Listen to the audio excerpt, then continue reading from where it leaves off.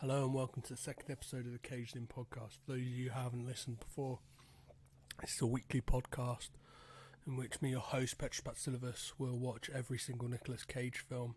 I started last week with Valley Girl. We saw many crazy scenes from Cage. This week we'll be doing the 1983 film, which actually came out the same year as Valley Girl.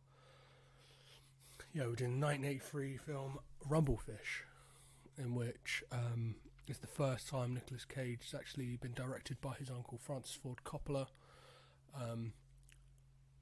I'm slightly expecting that there might not be a lot of Nicolas Cage in this film, as top billing in this is Matt Dillon and Mickey Rourke. But as part of my rules for this, it's any film I've seen on Wikipedia where Nicolas Cage is listed in the starring actors tab or section on there. So this is actually one of them.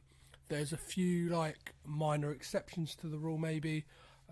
There's a couple of films I may cover in special episodes, such as Sunny, which is actually a film directed by Nicolas Cage, so we'll get to see all this craziness that he's put in as an actor, how he will deal with it going as a director, and whether the way he is somehow filtered down into that.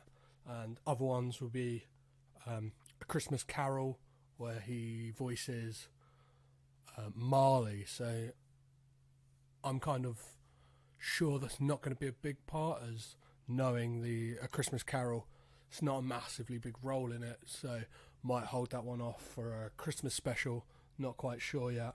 And Astro Boy, he's listed quite low down in the starring roles. If anyone knows differently, if he's got a bigger part in that, I'll add it as an actual episode, but that might come in as a special episode. So when it comes to expectations of him being in this a lot, they're quite low, but I haven't seen this in so long, so that could totally change. This might be ultra short, this might be ultra long. We'll have a rundown of the film anyway, of what happens regardless of Cage or not. Obviously I'll go into a lot of detail on the scenes where he's in, his character. I know from seeing it before that his character's name's Smokey. There's some amazing names in this film. We've got Motorcycle Boy, which is Mickey Rourke's outstanding Mickey Rourke performance. Yes, before he went crazy, this is early 80s, handsome as fuck Mickey Rourke. And we've got Matt Dillon as Rusty James, Lawrence Fishburne as Midget. There's so many good actors in this film. There's Dennis Hopper, Christopher Penn. Yeah, we've got cameos from Tom Waits, a legend.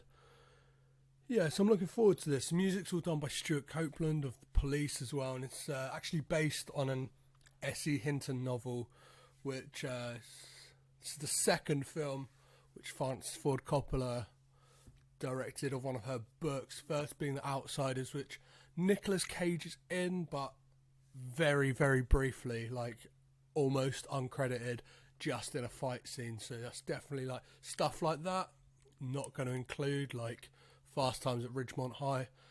He's listed as Brad's bud, which I'm pretty sure is not going to really be, maybe not even a speaking role. So that's another one I didn't include in this for that reason. Next week we'll be doing Racing with the Moon, which I'm looking forward to, because a film I'd never heard of before taking on this project, let alone seen. So I've tracked it down. Be able to watch that next week, or when I can get round to it, but that would be out. Yeah, that'll be out next week, don't worry about it. When it comes to this film, as I said, I haven't seen this in a while, so I'm going in with no expectations. Playing by the same rules for those of you who haven't listened before. The rules are no distractions, no phones, no nothing, and no expectations. So I'm not looking at Metacritic scores. I'm not looking at IMDb scores. Obviously, I'm chatting to people. I'm doing this podcast, so people are saying, "Oh man, Face Off's amazing, cool." Like, all of that's fine. Like, I've got a lot of people. Like, I've had people say they're really looking forward to when I get to certain episodes. Like, ones that have been mentioned are Wild at Heart, Con Air, Face Off. It's like, yeah, some of those films are iconic. I haven't seen some of those films, so I am looking forward to it. But yeah, let's watch the film, and then I'll come back afterwards, and we'll hash it out. So I'm gonna kick back, feet up, phone off, and get raging with a Cajun.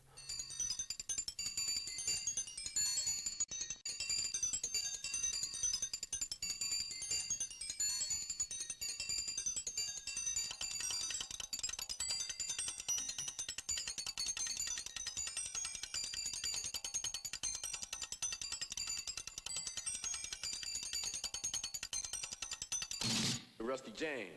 Biff Wilcox looking for you, Rusty James. I'm not hiding. He says he's gonna kill you, Rusty James.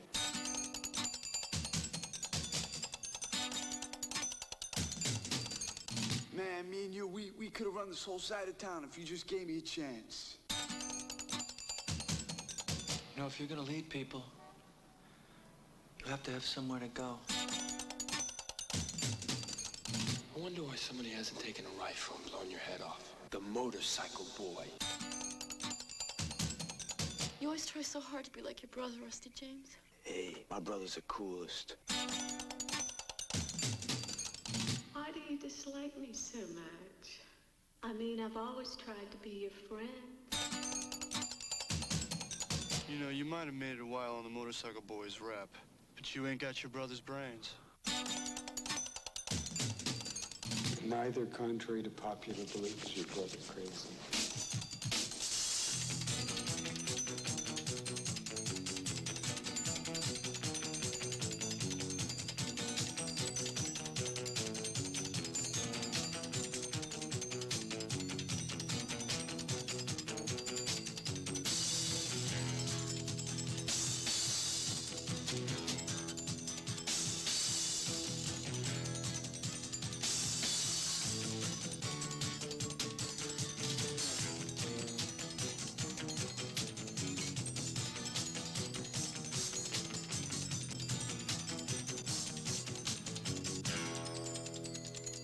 So right, let's start off by saying what a fucking great film that was. Like, the acting, outstanding, the way it's shot is amazing. Like, any frame from this could be taken out of context and it would be it'd be a Instagram hipster's wet dream in the way that it's shot. Like, it's so cool. There's amazing uses of time lapse in the way. There's like this weird smoky, misty feel to the film, like just unexplained. There's just like this mist that's around the city.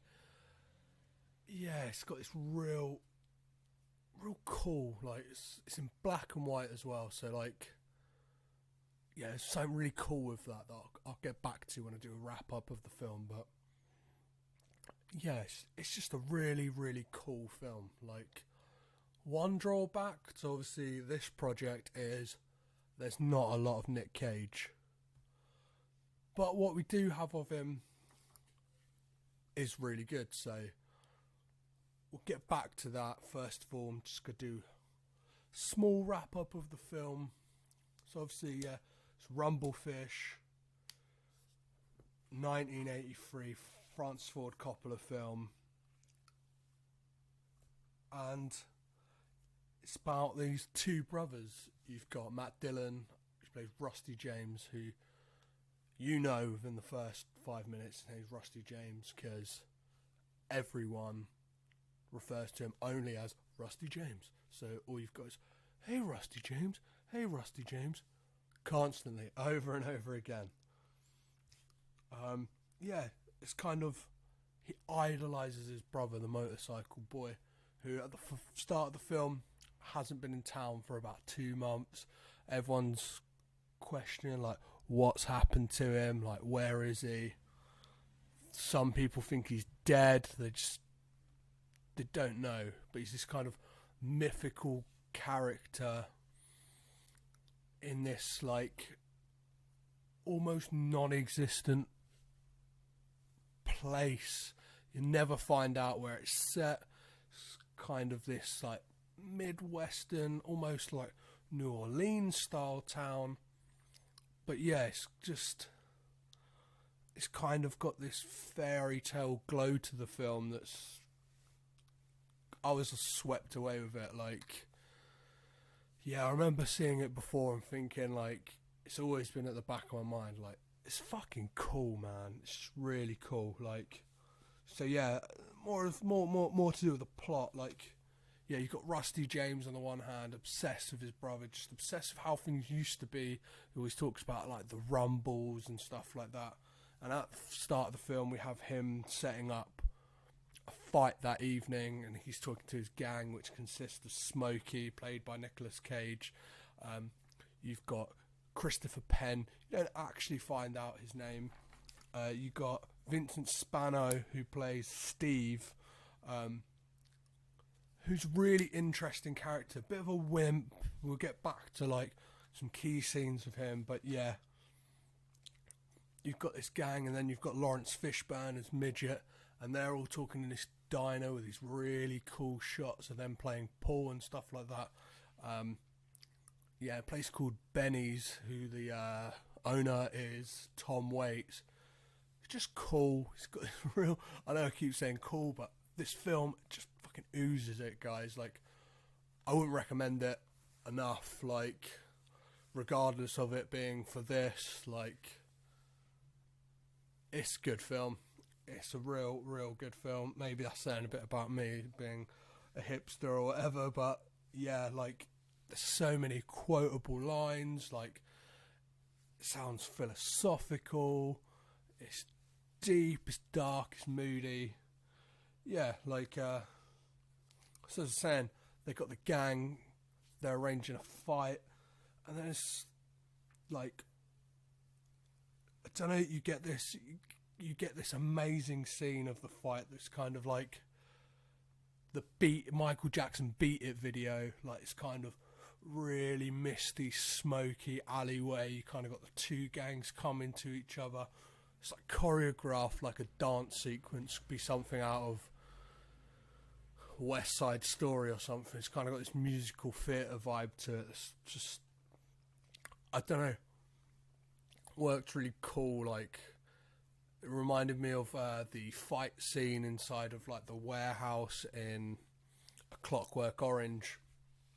And yeah, Rusty James has this fight with this bleach blonde haired guy with these round rimmed sunglasses on, pulls a knife out, they go at it.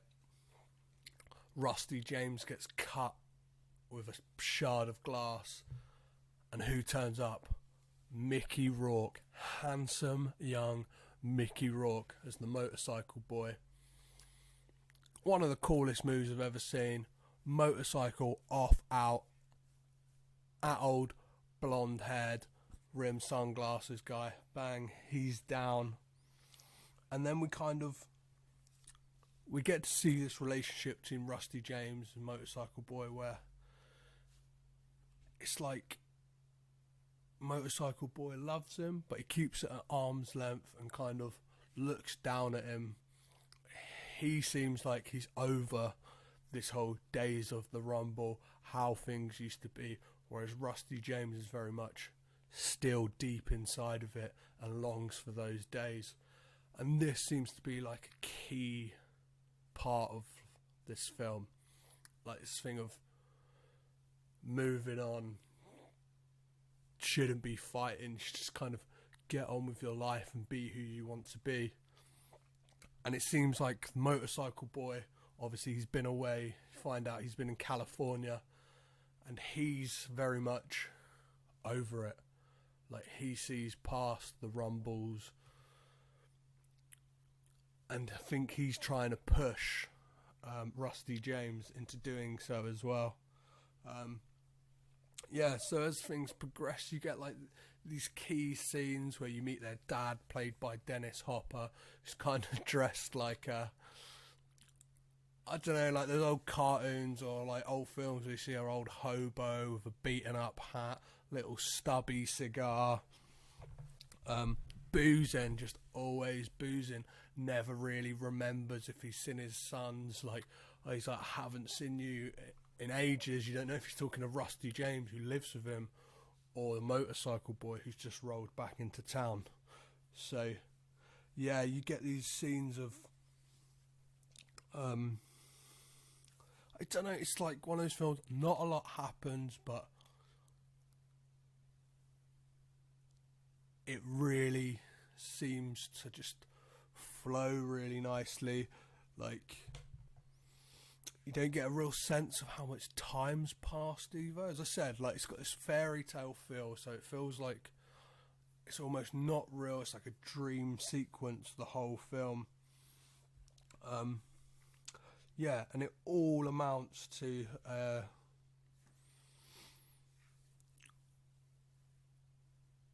the motorcycle boy taking Rusty James to the pet store, in which he shows him some Siamese fighting fish, aka rumblefish, and tells them the story of how they're partitioned inside of their tanks so they don't fight each other.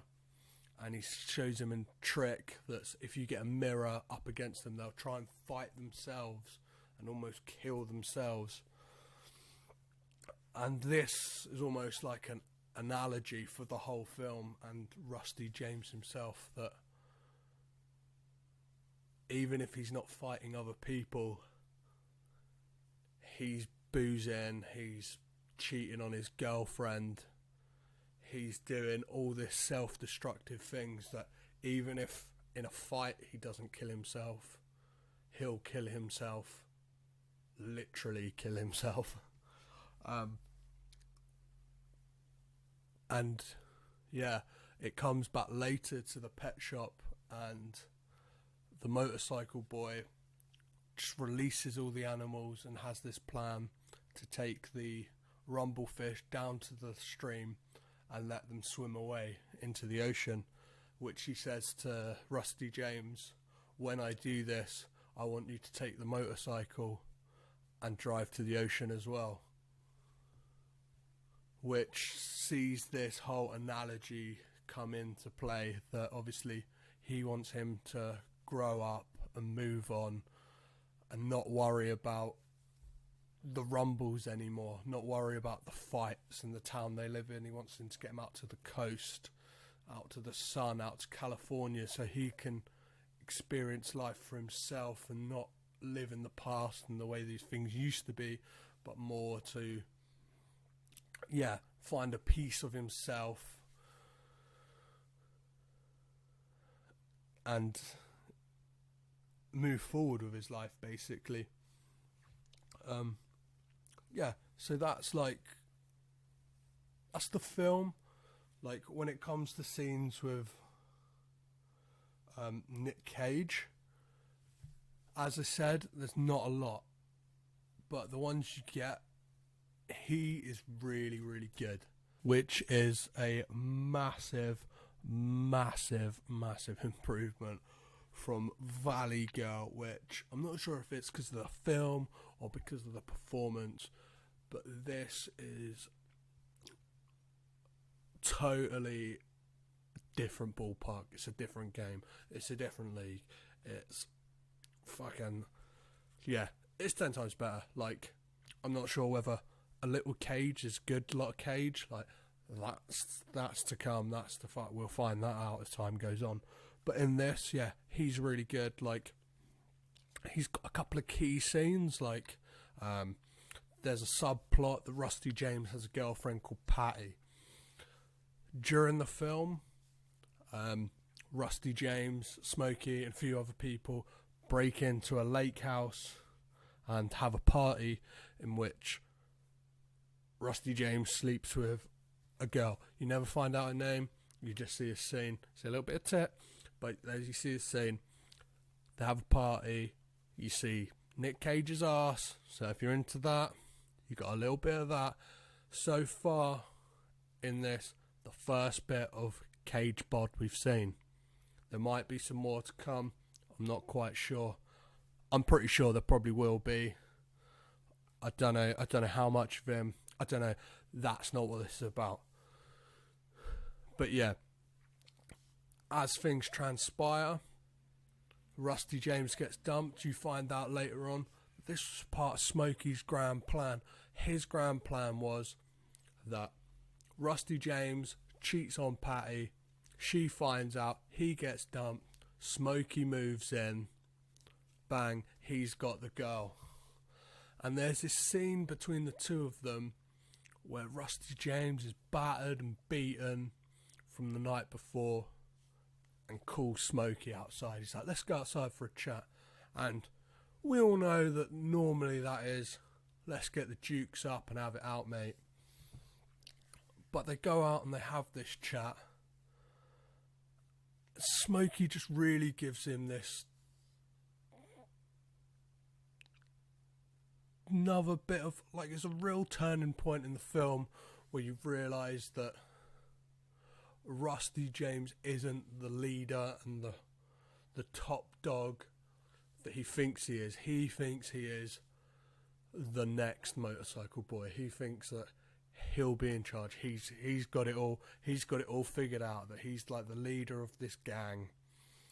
That you see in a scene earlier in the film where he gets hit on the head with a tire iron, and he has this out of body experience where he sees everyone grieving for him and all the gang raising the glass. But you kind of see that it wouldn't be like that in this scene where he's like, Smokey says to him, let's be honest, if we were to fire up the gang, I would be the leader.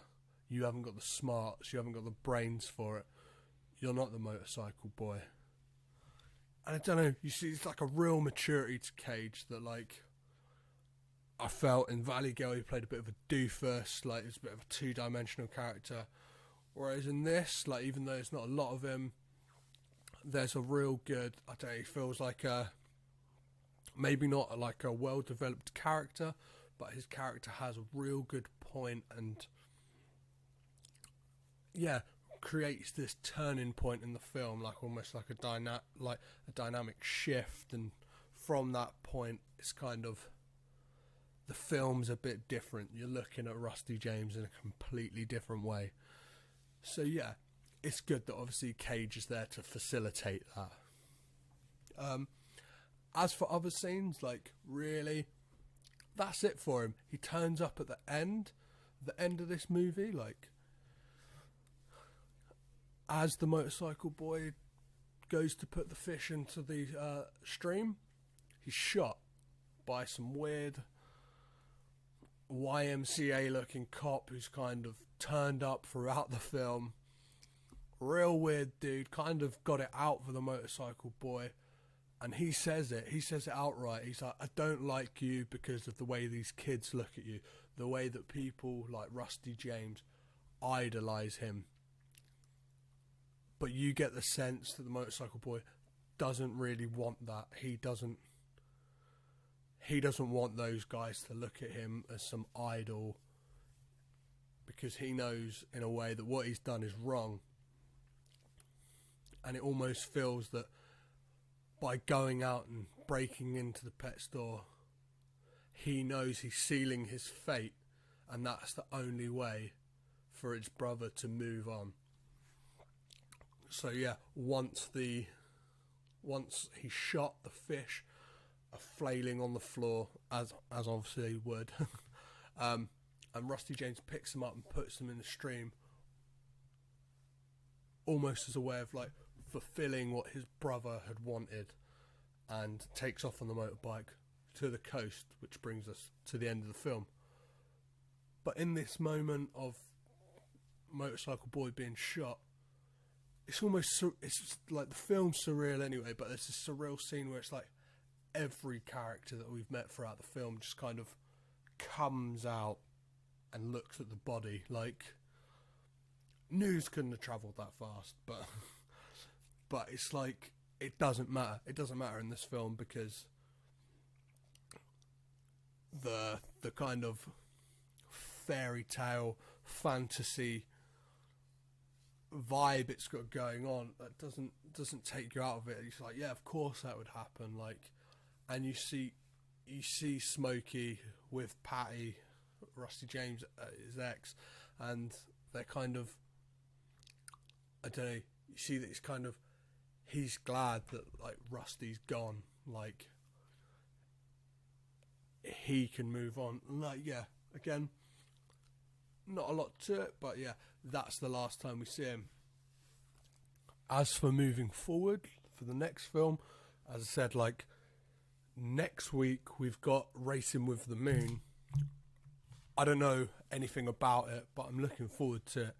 I feel like at this point, kind of, as we've seen from these two films, they were made, Valley Girl and Rumblefish, they're made in the same year, and they're vastly different, and it feels exciting that obviously Cage is trying all these different things, and I'm looking forward to see how Racing with the Moon is different again, or if its acting has progressed, and hopefully it's more of a starring role than this is. Like, I'm sorry if this one obviously is supposed to be a Nicolas Cage fucking podcast, and I feel like this one was a bit of self-indulgence on my part. Like, I kind of knew that he wasn't in it that much, but I don't know.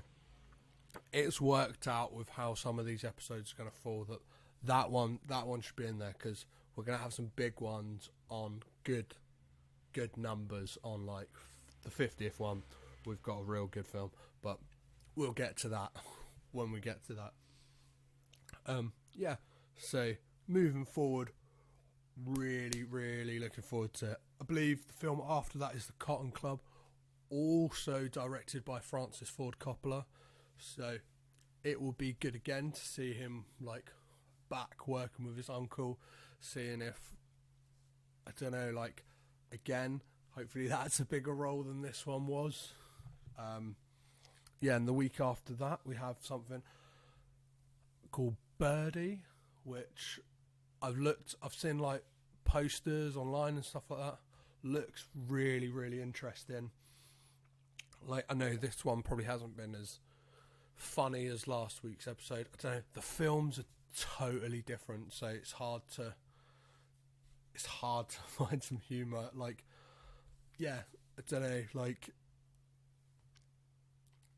Valley Girl was such a kind of teen film and bad film, so it was really easy to pick that apart and poke fun at it, whereas this is totally different kettle of fish, no pun intended, maybe, but like, this totally different, so you can't really, I don't know, I really enjoyed it, so I kind of find it hard to poke fun at it in any way. Like,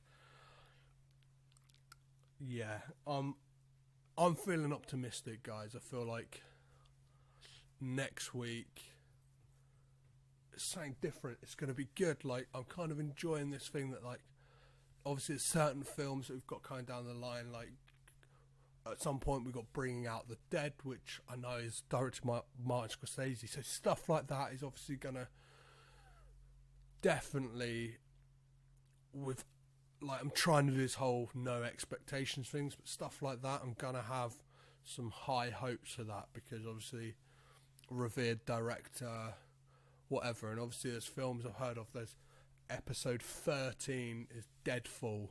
I believe it's 13. Let me double check that.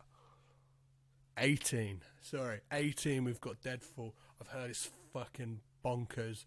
So I'm really looking forward for that.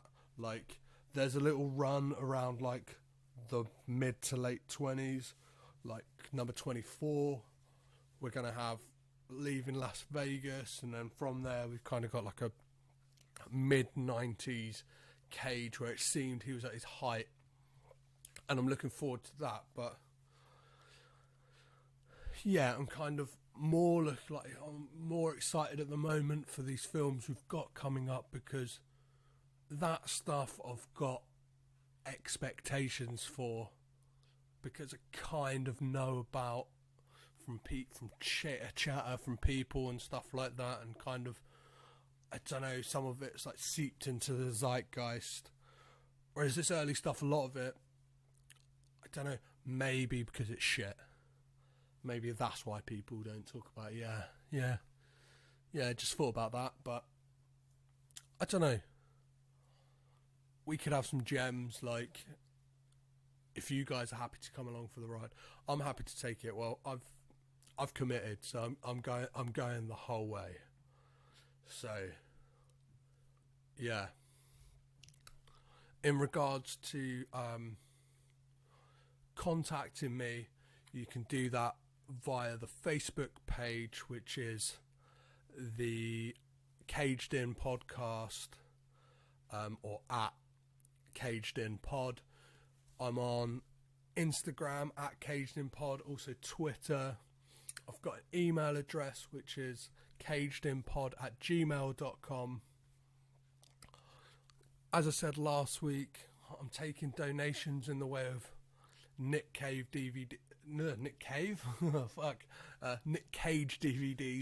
So anything that like I might be missing or anything, obviously feel free to drop me a line, say, yo, I'm up for donating it, or I'll lend it to you, or whatever. That's fucking cool, man. Or lady, whoever.